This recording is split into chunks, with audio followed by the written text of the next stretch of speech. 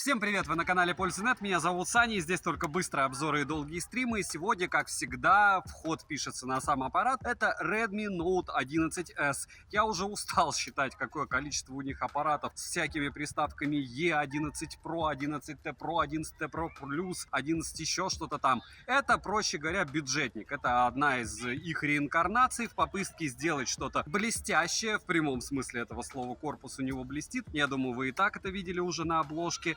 С неплохой относительно камеры. Вы видите, что он сейчас снимает в хороших достаточно условиях. С одной стороны, с другой стороны, у меня, по идее, лицо должно быть наполовину белым, потому что с левой стороны на меня бьет солнце, и по большому счету все бюджетные аппараты примерно так же и снимают. Следующий момент. Если брать по железу никаких претензий нет. Чуть больше 300 тысяч попугаев он выбивает.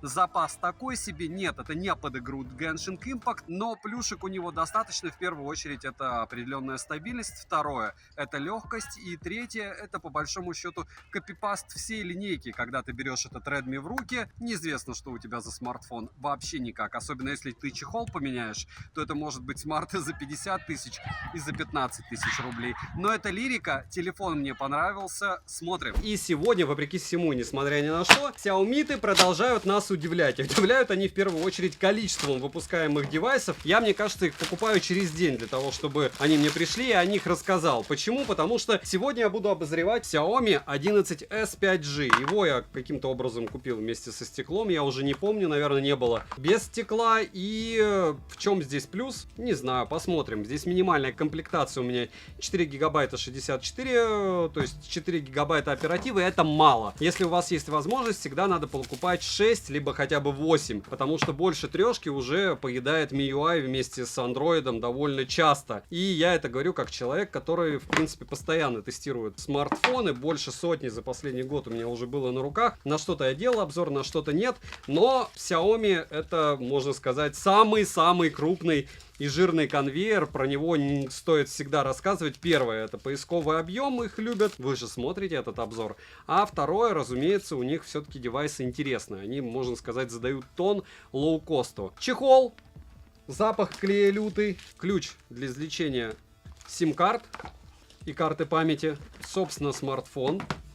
В довольно таком нестандартном для себя цвете я взял. Почему? Потому что других не было во время распродажи. Здесь у нас 33 ватта зарядка, эконом 50 мегапикселей эконом, 90 Гц эконом и, разумеется, Mediatek 810. И, как многие говорят, мы заелись. Нет, когда Realme GT Neo 3 стоит 20 тысяч рублей, нет, мы не заелись. Следующий момент. Мини-джек есть, инфракрасный порт есть.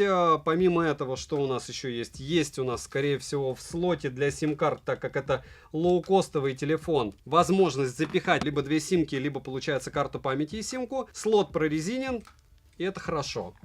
Весит данное устройство приличные 198 граммов, 33 ватта, я думаю, довольно быстро все это дело будет заряжать, но не супер быстро. Это не 120 ватт, как в телефоне Redmi Note 11 Pro Plus. Олеофобка на защитном стекле, точнее защитной пленке заводской, не фонтан, но она постепенно разрабатывается. Фронталка, очень крупный вырез, вы сами видите, довольно большой подбородок и кнопка. Давайте проверю еще размеры, потому что данного устройства у меня не было. Он похож на 11 Pro Plus. 163 мм высота, ширина 75, толщина с блоком камер 11 миллиметров, без блока камер 8,6 миллиметра. Не космос. Из интересного осталось заряда 38%, пока он до меня шел. Защитный чехол дешевый, но хороший.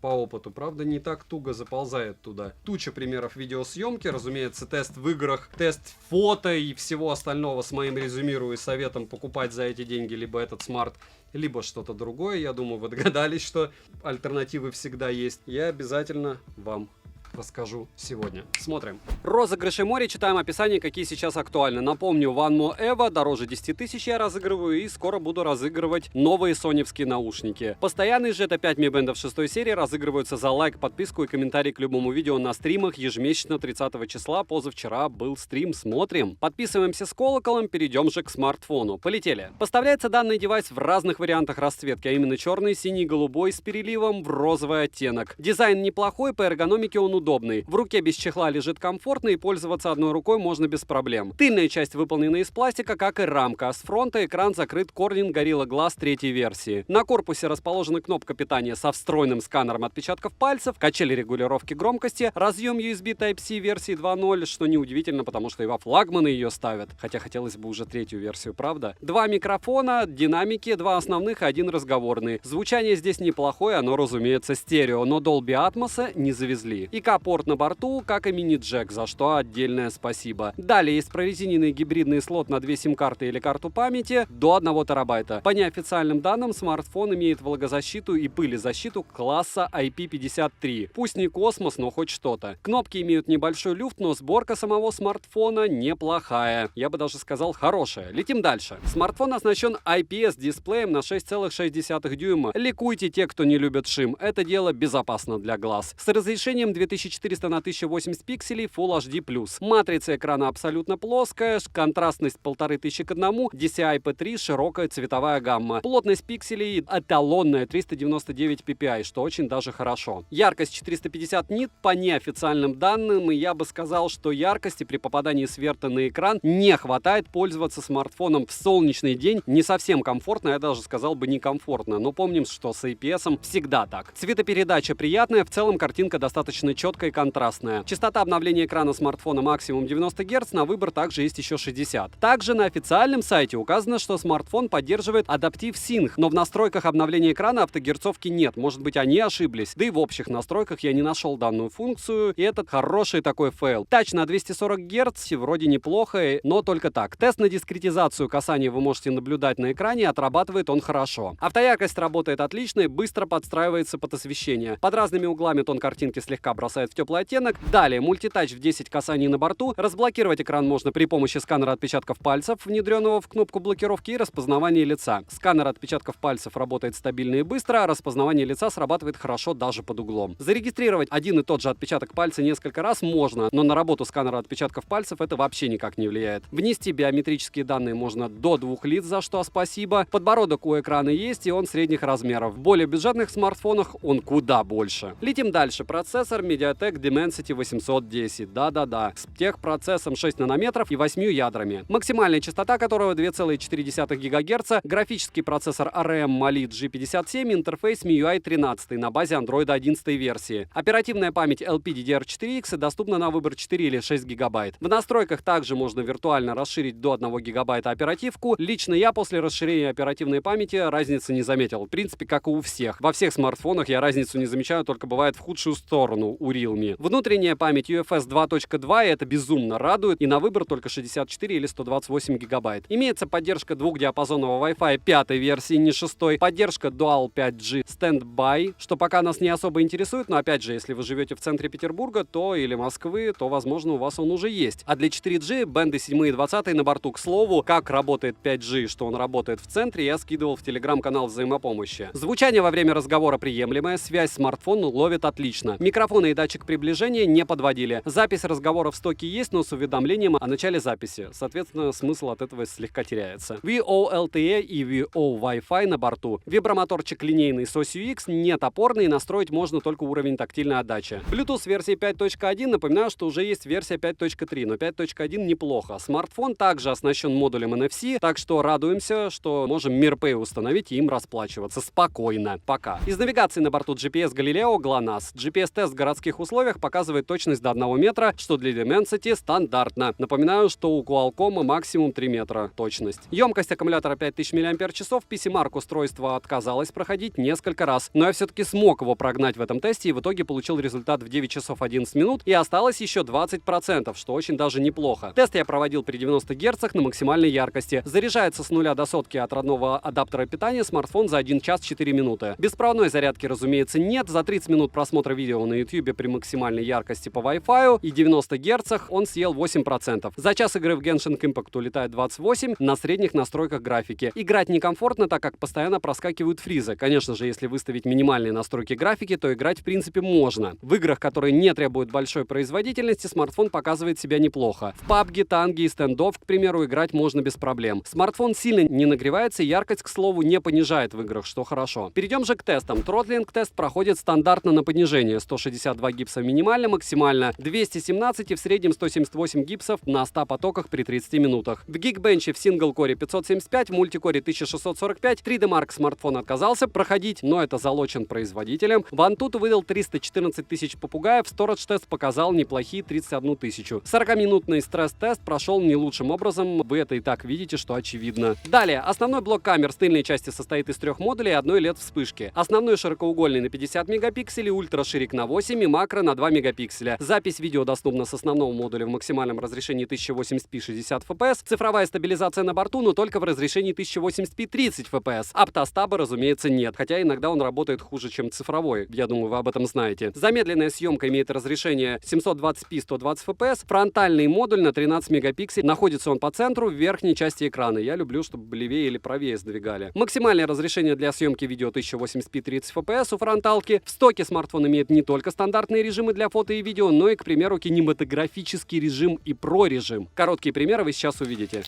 И вот тест камеры очередного xiaomi-ского телефона Redmi Note 11s, фронталка 1080p 30 fps, 2 часа ночи, Мурина, и вы видите один сплошной шум. Я не буду забивать сильно ролик низкокачественным видео, потому что, опять же, это сбивает SEO. Я думаю, и так все ясно. По поводу роллинг шаттера. Он здесь космос, 90 Гц экран, я раз 6 за ролик вам, наверное, скажу, но здесь нечего рассматривать, фронталка ночью бесполезна. То же самое касается, скорее всего, и ночного использования ультраширика. Если мы встаем, то вы видите, плывет вообще вся картинка, и я думаю, вряд ли что-то изменится. В принципе, ультраширики ни у кого нормально не работают ночью, поэтому особых претензий к Xiaomi здесь у меня нет. Немного приятной съемки относительно освещения. Здесь все освещено. Понятно, что ночь, понятно, что слегка моросит, но я не думаю, что это будет сильно мешать съемке. Максимум основная камера 1080p 30 fps. Не скажу, что лучшая съемка. Вот сейчас я несу в 2 руках, и стабилизация нулевая. Эти 50 мегапикселей, конечно, такое себе, и вижу, что картинка плывет. Ночью вообще никак. Немного теста автофокуса на нашей любимой гайке. Раз. Работает. 2. Работает. 3. Работает. Не скажу, что супер быстро, но достойно. Достойно. Недавно тестировал устройство, не буду говорить какое, в котором, к сожалению, таких возможностей не было. И это эпичный фейл, что это был А-бренд. Молодцы. Молодцы Xiaomi-то даже в таком смогли сделать автофокус нормальный.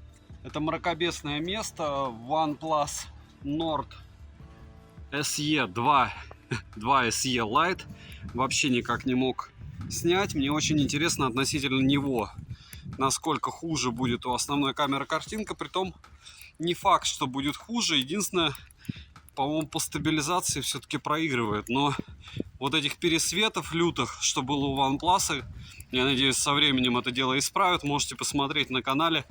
И не сказал бы, что он прямой конкурент, потому что он помощнее будет намного. Но по камерам я вижу, что он справлялся хуже. Опять же, нужно будет смотреть на большом экране. С другой стороны, у него стабилизация лучше отрабатывала. Плюс-минус в бюджетниках обидно то, что ночной съемки, конечно, ну, у вас она будет, но она будет вот такая, швах. То есть нужно будет стоять, искать хорошее место и потом кропать. Вы видите, автофокус прыгает тоже от освещения. Да, скоро будет мне печально, конечно, и проблематично тестировать ночную съемку, потому что близятся белые ночи. И понятно, что это не как в Заполярье, но все равно. Да, ужасно, ужасная фронталка ночная. Пиксель на пикселе пикселем погоняет. Не вставляйте такое в ролики на ютубе. В рекомендации точно не попадете никак. Он будет думать, что вы издеваетесь над подписчиками. Не мог не заснять уникальный случай. Практически в переходе нет освещения. Я еще так не ходил в Мурино. Но вы видите, что смартфон что-то там как-то вытягивает. В ужасных условиях он также снимает. Ну что же, тест фронталки великолепным днем солнечным. И сейчас вы видите, как, если на вас будет падать солнце, будет справляться камера 11S. В целом, все как у всех. Все как у всех бюджетников, только баллов в Antutu нормально. В целом 90 Гц хватает. Наверное, раз 30 про эти 90 Гц вспомню. Хотя у всех почти уже 120. Немного красоты на основную камеру, относительной такой красоты. Санкт-Петербург, площадь Александра Невского. И вот так, если вы с одной руки решите снимать великолепным солнечным днем, будет справляться данная камера. Мини-съемка фронталки, метро, площадь Александра Невского. Минусы. Заявленной автогерцовки по факту я не нашел. Также хотелось бы полноценный слот, а не гибридный. Цену можете посмотреть по ссылке в описании к видео. Это очередной Xiaomi-шный гибрид. И я бы не сказал, что он плох, потому что, допустим, тот же Realme 9, обзор на который вы увидите в скором времени, он по мне намного хуже. Но это вам спойлер. Надеюсь, вы все равно посмотрите обзор на него, потому что это, наверное, первый девайс от Realme, который я буду не хвалить совсем. Резюмирую. Внешний вид, 300 с лишним тысяч баллов в Antutu. Не самая плохая камера, скажем так, для Redmi, она даже хорошая. По каким-то супер возможностям нет, их нет. По тому, что бежать и ошалело пытаться купить его, тоже смысла нет. Но в то же время это телефон глобалка, он поддерживает 5G. У меня на станции метро Площадь Восстания ловила без проблем 5G. Я очень сильно удивился. Буквально 2 дня назад катался туда. Хотя в каждом ролике я повторяю, что 5G вообще бессмысленно получается. Если вы живете в центре Петербурга, Москвы, то смысл есть, и, наверное, покрытие как-то расширяется, потому что раньше было только на Дворцовой, где-то что-то мог поймать. Следующий момент. Бенды все есть. По камере, я думаю, вам примеров было более чем достаточно. По играм играть можно, разумеется, как всегда. Хочешь на средних, но будут подлагивания, хочешь на минималках, подлагиваний не будет. По поводу морального запаса, да его в принципе нет. То есть, если вы берете для интернета просмотра фильмов и переписок где-то в Телеграме, вам его за глаза и за уши будет. Если брать под Genshin Impact или под что-то тяжелое, однозначно нет. Это не та категория смартфонов. Если брать внешний вид, то я уверен, что очень многие представительницы прекрасного пола купят данный смартфон просто за то, что он красивый. Он и правда неплохо сделан, и крышка интересная, и все эти блестяшки. То этот я могу советовать, опять же, если у вас нет других альтернатив, если вы ищете бюджетник. Бюджетники все плюс-минус одинаковые. Это не бракованный какой-то экземпляр. MIUI мне не нравится, я бы всегда выбрал Realme. С другой стороны, я вижу просто бешеное количество людей, которые любят Xiaomi, и продажи, допустим, того же Redmi K50 Pro, который был продан в количестве, внимания, барабанная дробь, 1 миллион экземпляров. Я, по-моему, во втором уже ролике подряд вспоминаю это. Но вы представляете, что такое 1 миллион экземпляров китайской версии в Китае смартфона, про который мы недавно, вот многие блогеры написали, не я, что Xiaomi умирает, продажи падают. 1 миллион. Это даже не Poco, которая их скопировала, но это лирика. Опять же, Redmi сделали неплохо. Не нравится мне в первую очередь, разумеется, как у него экран на ярком солнце себя ведет. Яркости мне лично не хватает, но чтобы ее хватало, это смартфон совсем другого ценового класса. Не забудьте подписаться на канал, смотрите в описании, что у нас в розыгрышах. Сейчас одни OneMore наушники за 10 с копейками я разыгрываю, притом новые в упаковке. Плюс, разумеется, 5 Mi Band 6 серии разыгрываются 30 числа каждого месяца. В перспективе будет много интересных смартфонов, и было уже больше сотни за этот год, и еще будут девайсу. Да, добра и удачи вам, дорогие друзья!